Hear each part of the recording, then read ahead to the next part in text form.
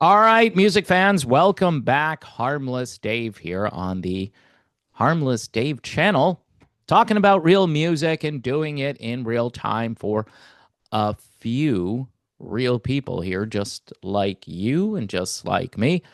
So, sad news from the world of actual classic rock, a song that is no longer on classic rock stations because, well, the song is 60 years old, so no one's going to play it.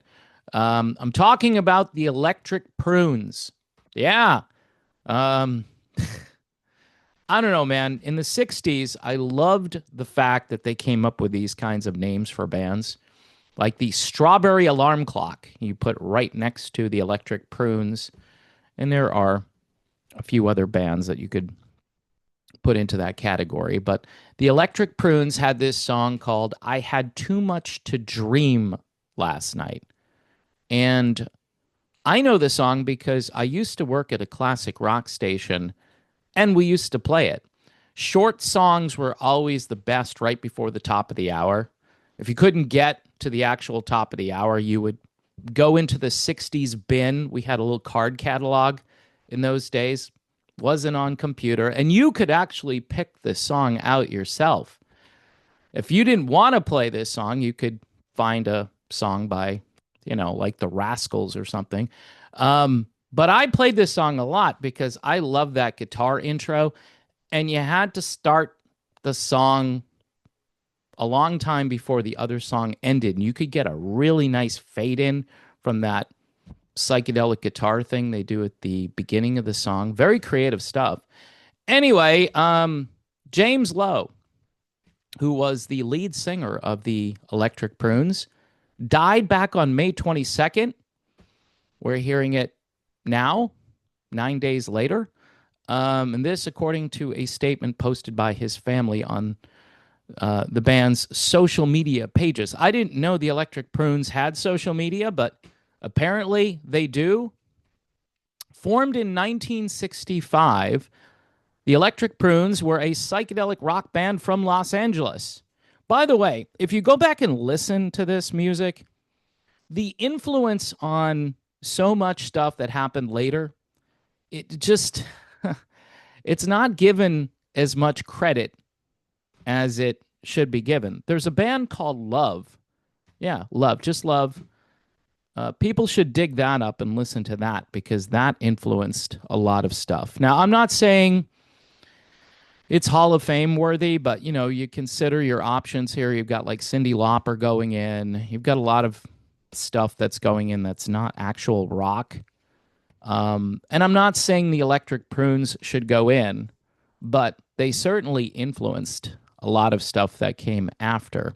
In the 80s, for instance, especially on alternative radio, college radio especially, there was a ton of stuff that sounded like the Electric Prunes. Anyway, James Lowe has died at the age of 82. He was the lead singer for the Electric Prunes. The song I Had Too Much to Dream last night. Can you imagine that song being on the top 40? It hit number 11 on the Billboard Hot 100. And another song called Get Me to the World on Time got all the way to number 27. And I don't think we played the follow-up song on the classic rock station, but that got to number 27. There's a compilation called Nuggets, and it's the psychedelic era from 1965 to 1968. It was actually put together by guitarist Lenny Kaye, who worked with the Patti Smith Group. The original band split up in 1970. James Lowe went on to have a career behind the scenes as a producer, actually working with Todd Rundgren, which makes a lot of sense. The original Electric Prunes reformed in the 90s, which could have been a good decade for the Electric Prunes, but I'm sure they were blacklisted or whatever, and people were like, nah, no, we're not going to bring back a band called the Electric Prunes. They did put out several albums, their first being an album called Artifact in 2001, and they released another album called Was in 2014. Lenny K, took to Instagram to pay tribute to singer James Lowe, sharing a picture of them together. Rest in dreaming, James Lowe. So glad I had the chance to see you sing this classic song, which opened the Nuggets compilation. So, yeah, it's an artifact. It's an actual artifact, and that's probably maybe the reason why they called their album from 2001 Artifact. I don't know, but rock and roll history is made up of a lot of music like this that is being forgotten about.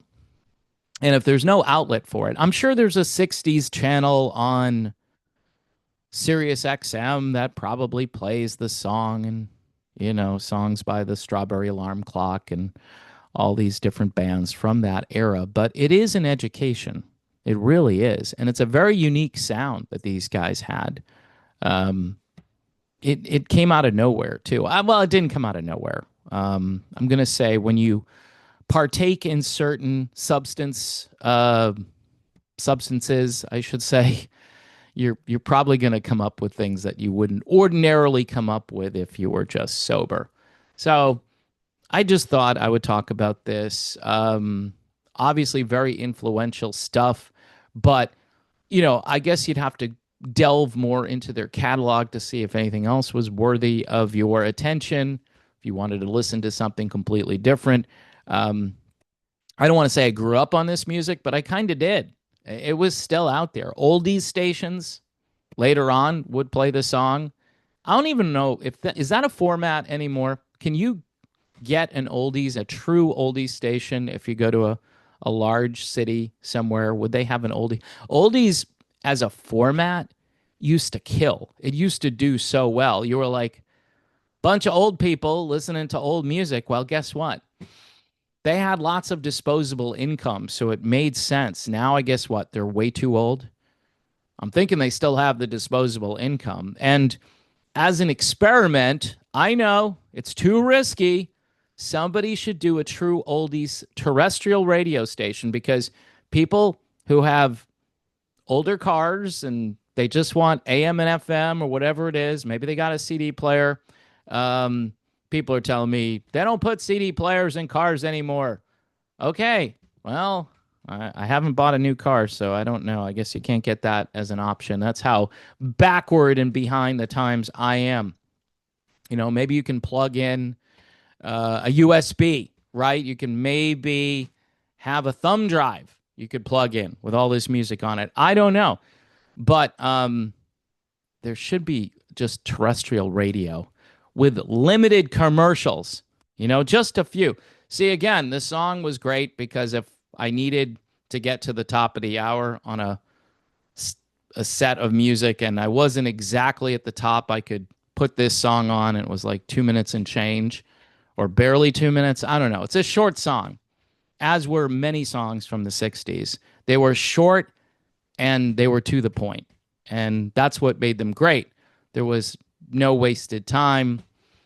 You got the song after the chorus, and at that point, you were kind of done. You were like, yeah, that was good. And you weren't sick of it because it wasn't dragging on. So anyway, folks, just a few thoughts on a song that most people have probably forgotten about. Rest in peace, James Lowe. And that's kind of it. You should probably go listen to the song. I will link to the song. They have a link to this Artifacts collection, or this, it's not actually called that. I'm getting confused here. It's called Nuggets, which there were some great albums put out with that title. Original artifacts from the first psychedelic era from 1965 to 1968, which had so much influence on music that would happen later on, people taking credit for things that had already been done. So there you have it, folks. God bless. Thanks for watching. Don't forget Patreon, Buy Me a Coffee, YouTube memberships, and PJ Rock Super Chats.